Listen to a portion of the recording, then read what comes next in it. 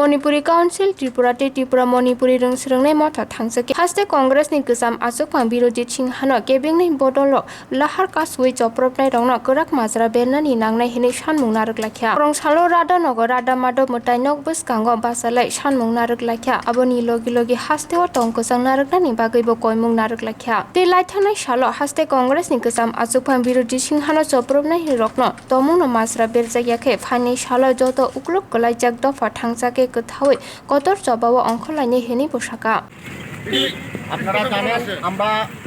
মণিপুরি সমাজের তরফ থেকে এখানে মণিপুরি কাউন্সিল ত্রিপুরা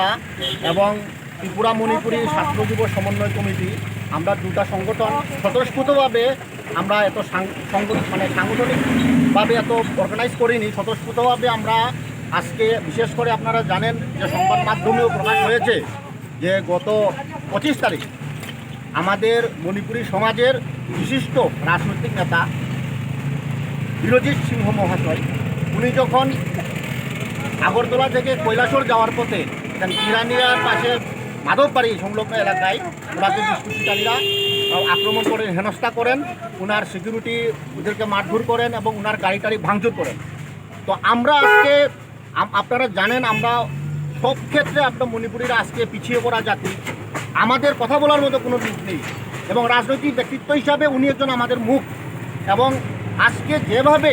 বিভিন্নভাবে আপনারা জানেন সারা ত্রিপুরাব্যাপী সারা যে একটা আক্রমণ সবখানে একটা কিছু করলে একটা মারধরের ঘটনা, আজকে আমাদের যে বিশিষ্ট রাজনৈতিক নেতা শ্রী বীরজিৎ সিংহ মহাশয় উনার উপর যে এই যে কাপুরুষিত হামলা, তার হামলার আমরা সামাজিকভাবে আমরা তীব্রভাবে নিন্দা এবং আমরা প্রতিবাদ জানাচ্ছি। আজকে এই রাধা মাধব মন্দির প্রাঙ্গণে আজকে আমরা এখানে মণিপুরি সমাজ, আমাদের মণিপুরি কাউন্সিল এবং ত্রিপুরা মণিপুরি ছাত্র যুব সমন্বয় কমিটির পক্ষ থেকে আমরা তীব্র নিন্দা জানাচ্ছি এবং এই ঘটনায় জড়িত দুষ্কৃতিকারীদের অতি সত্বর যাতে তাদেরকে গ্রেপ্তার করে তাদেরকে দৃষ্টান্তমূলক যাতে শাস্তি দেওয়া হয় তার জন্য আমরা দাবি রাখছি। এবং পাশাপাশি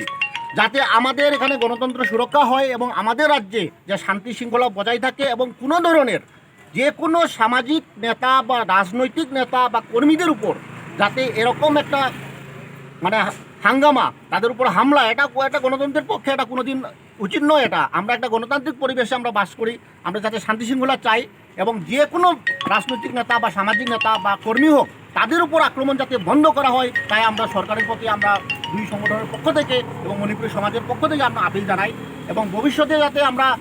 এই সুরক্ষা দিতে পারে তার জন্য আমরা আপিল জানাচ্ছি সরকারের পক্ষে। আজকে আমরা এখানে প্রতিবাদ সভা হবে, এখানে আমরা সমস্ত ধরনের এই সব সুলভ যে আক্রমণ তার বিরুদ্ধে এবং সমস্ত গণতন্ত্র প্রিয় সকল নাগরিকদের কাছে আমরা আর্জি জানাচ্ছি এইসব যে দাঙ্গা হাঙ্গামা তার প্রতিরোধ করতে হবে, আমরা সবাই মিলে এটাকে বন্ধ করতে হবে। এটাই আমাদের আজকে মূল আজকে প্রতিবাদ সভা। বিষয় আমার নাম ধীরেন্দ্র সিংহ, আমি মণিপুরি কাউন্সিল ত্রিপুরার